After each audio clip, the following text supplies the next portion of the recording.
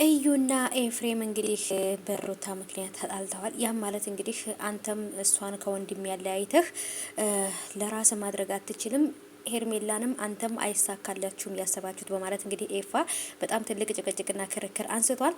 ሰላም ውድ የተከበራችሁ ቻናል ተከታታዮች እንዴት ናችሁ? ከኔ ጋር ሁሉ ሰላም ነው። ሰላማችሁ ይብዛልኝ ባላችሁበት ውድ ቤተሰቦቼ። ለዚህ ቻናል አዲስ ከሆናችሁ ሰብስክራይብ አድርጋችሁ ቤተሰቡ ነው። የኔ ውዶች የኔ ወርቆች እንግዲህ መጥቻለሁ ማለት ነው። እጅግ በጣም ከባድ ችግር በደስታና በኤፋ ምክንያት ተፈጥሯል።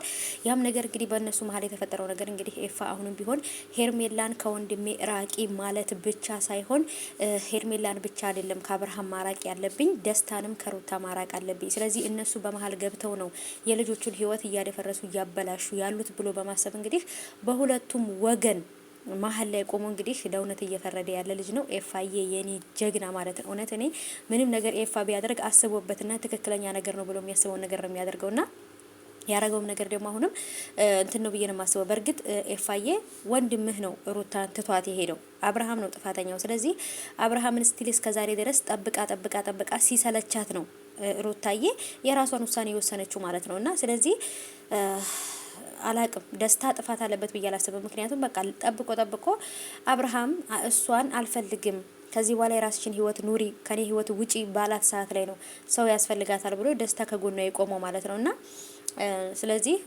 አላቅም ደስታንን እንደዚህ ማለት አይጠበቅብህም አንተ ብዬ አስባለሁኝ። በእርግጥ አንተ እንደዚህ እያረክ ያለው በሩታና በአብርሽ መሀል ላይ ያሉትን ሰዎች ለማስወጣትና ሁለቱን አንድ ላይ ሆኖ ልጃቸውን እንዲያሳድጉ ትዳራቸውን እንዲመሩ በማሰብ ነው። ግን ቢሆንም ሩታ ወንድምህ ነው በቃ ይሄንን ውሳኔ እንድትወስን ያደረጋት ብዬ ነው የማስበው። አብርሃም ነው ሩታን ይሄንን ውሳኔ እንድትወስን ያደረጋትና ውሳኔውም ደግሞ እንግዲህ ከባድ ነው እንደምታዩት። አብርሃም አሁን ላይ በጣም ትልቅ ጸጸት ውስጥ ነው ያለው። ምክንያቱም ግን ደግሞ ሩታ ከዚህ በኋላ ለሱ መሆን አትችልም። ደስታ ነው ከዚህ በኋላ ሩታ ሊያገባት የሚችለው። ግን እስቲ ምን እንደሚፈጠር እናያለን።